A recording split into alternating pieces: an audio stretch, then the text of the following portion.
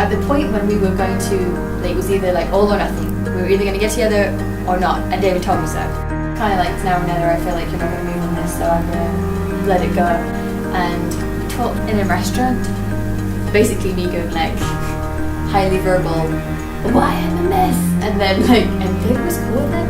And we met up the next day. I thought, he's not going to want to meet me again. That's it. I've ruined everything. And then, yeah, there was that evening that I kind of was like, I have to, make a move in response. And like, because I think I said, this, if we don't do something, it could be the worst decision ever. Yeah, and then so I was like, it always feels risky getting into a relationship because you don't want to hurt the person. But I was like, worth the risk.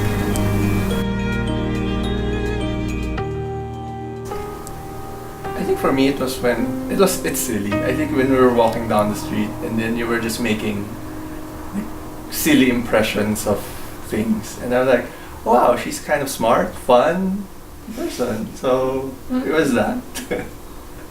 It wasn't such a big event. A big like thing. The sun was shining. Like it was like we were walking down the street and it wasn't.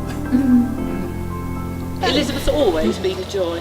Always. She has always been such a lovely person, and people have been drawn to Elizabeth through all the years of her life. All the different places that she's lived, she seems to gather lovely people around her. It's a gift, and you are these lovely people today. When I thought about who we might be able to give Elizabeth to, it was a difficult one, because when you love somebody as much as we love Elizabeth, it's really hard to imagine being able to relinquish that responsibility for them, you know. And then I met David. I heard about David before because Elizabeth was saying he's a really nice guy at church. He's really nice. And you know, I went to visit in Barcelona, and David's very self-effacing, isn't he? He is not that man that sort of wants to stand out. I had my opportunity to have a little quiet word with him as we left the church in Barcelona one evening, and I said to David, we looked at these stained glass windows, and I said to David, they are enchanting, aren't they? And he said, enchanting. That's a good word, not used enough. And I thought, oh my God, yes! Oh my goodness, he loves words. Oh, Elizabeth loves words. Oh! Do you know, because of course that's. And so yeah, and the rest is history. I went to Barcelona again, and I had the talk with David in, you know, representing James and myself, watching you. I don't know where the chills ran up and down David's spine. That was what I was aiming for, really. But yeah, he's a good man. He's a kind man, and I trust him. And I know that we can leave Elizabeth with David, and that you will protect her as she will put you first. And you know, we're so happy, David, to think that we have you as part of our family. You are our son now, you know? And we love you. We love you both. Lizzie is my first daughter. I had 2 boys before her, and from the moment I picked her up, I couldn't believe how happy I was. And while she was small, she was my snuggle buddy. And so the nickname Honey carried on, certainly. But she's wonderful. I love her. I'd like everybody, if you would please, to give a toast to the bride and her new wonderful husband, David. The bride and groom. Cheers. Last night, I entered their apartment because they offered their apartment to me so I could sleep there, and they weren't there because they were here setting up this magnificent wedding for all of us to, you know, take part of. And It's like I was peering into the life that they were created for each other.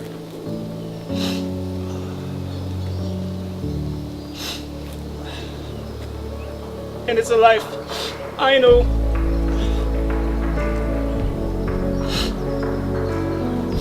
it's a life David and I have been talking about since 2008. We were finishing university, talking about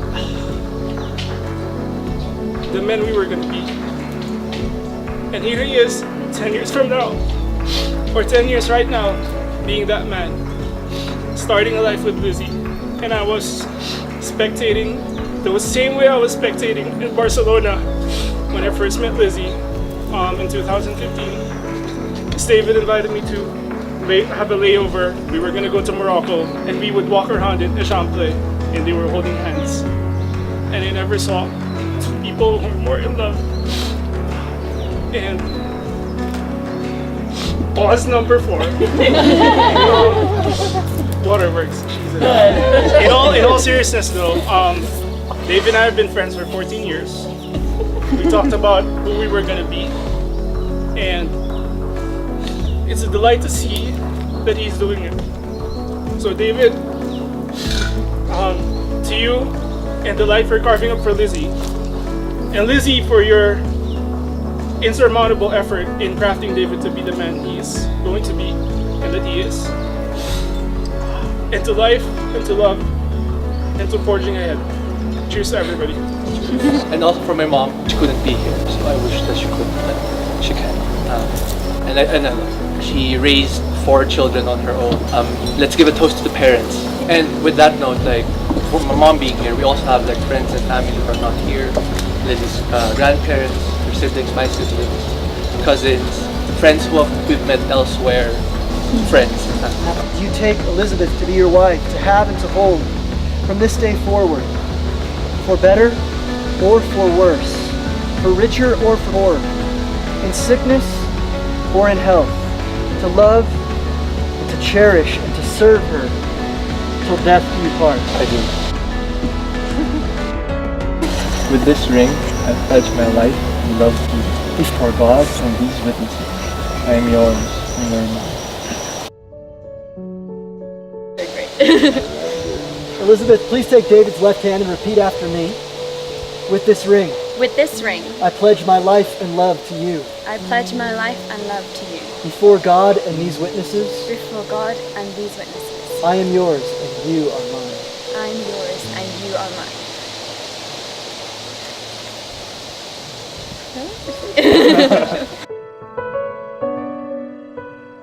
It's interesting to see like how we've seen so much life in the desert, like overabundance of life, which is something that we didn't expect. And we're so glad to have met everyone here. We're so glad with how this has come together. For example, putting up the bunting, the bridal shower, by surprise bachelor's party, the guitar, the food. We couldn't have done it without you because we won't have food. So thank you so much, everyone. Here's to friends.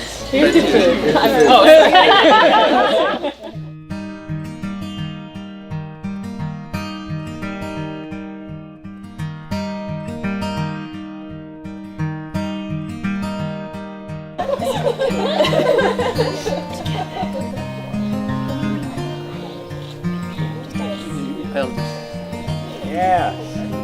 Woo! Get the whole slice off. Okay, let's cut. Let's here's some flowers.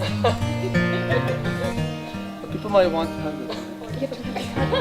Still cut it.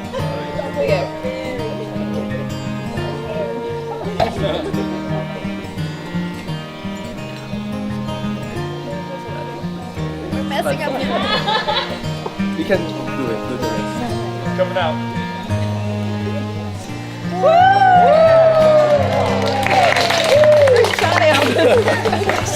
Do we need to feed each other?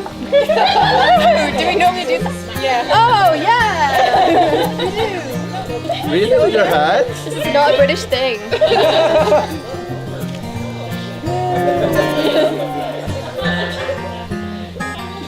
I think they're just made fun. We should be using our hand.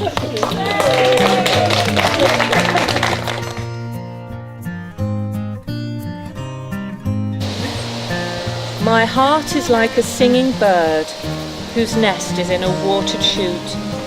My heart is like an apple tree whose boughs are set with thick-set fruit. My heart is like a rainbow shell that paddles in a halcyon sea. My heart is gladder than all these, because my love is come to me. Raise me a dais of silken down, hang it with bare and purple dyes, carve it in doves and pomegranates and peacocks with 100 eyes. Work it in gold and silver grapes, in leaves and silver fleur-de-lis, because the birthday of my life is come. My love is come to me.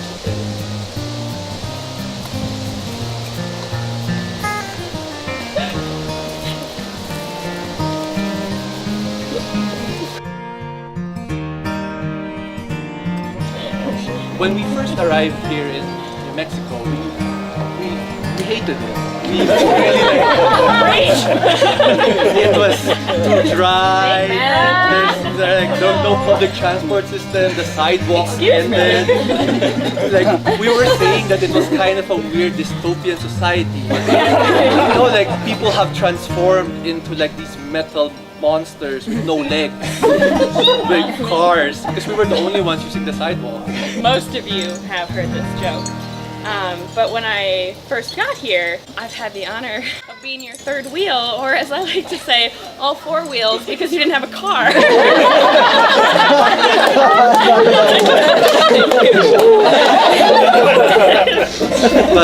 but through time we've made friends.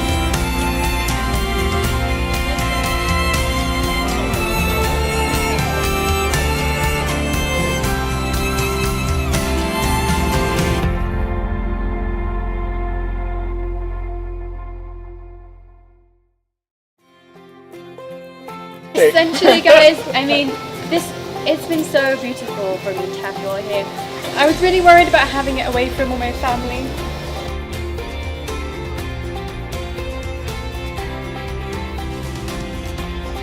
But it's been so beautiful. All of you guys are amazing. Seriously, I've barely done anything. As David was saying, everything. The lights, the banners, the cake was made by Elizabeth. My gosh, it was made by Julie. My hair was done by Kaya. The point is that genuinely you've made this beautiful for us.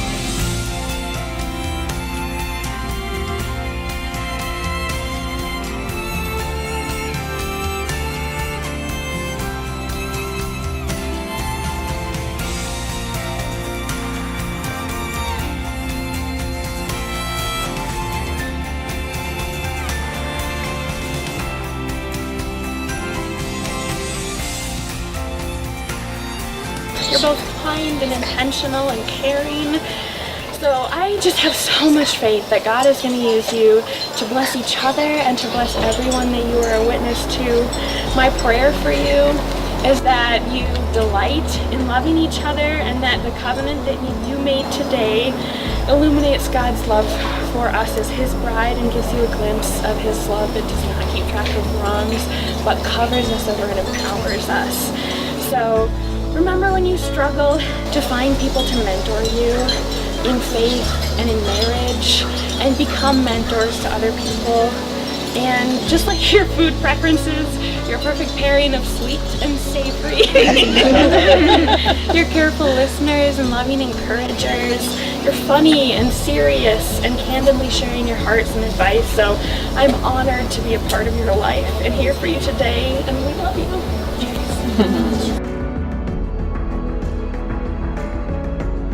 I was told, what can I say? I don't know what to say. People kept telling me, say thank you, Lizzie, for marrying me. So when I first Lizzie, it is as your mother said, that you just had this an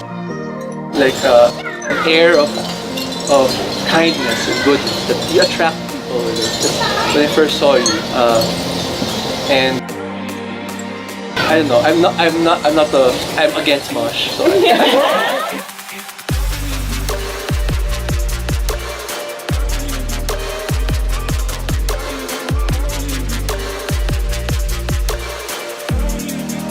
okay, just to sum up on Lizzie, you're a wellspring of happiness for me. We've just been together for 3 years, but it seems like we've been together for a long time. That's why, like, this doesn't feel like a big change. Like, I feel like, not like I'm losing my freedom, but we are more free together. And you make each moment more beautiful for me. To the bride. To the bride.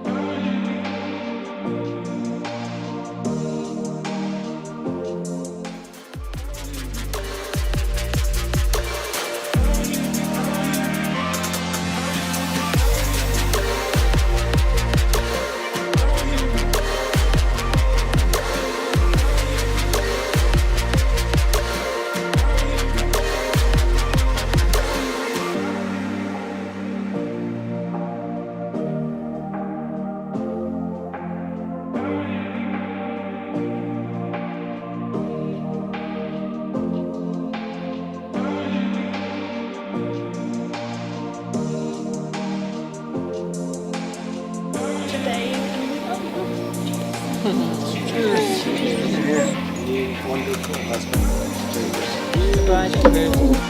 And to forging ahead. Cheers to everybody. To you all.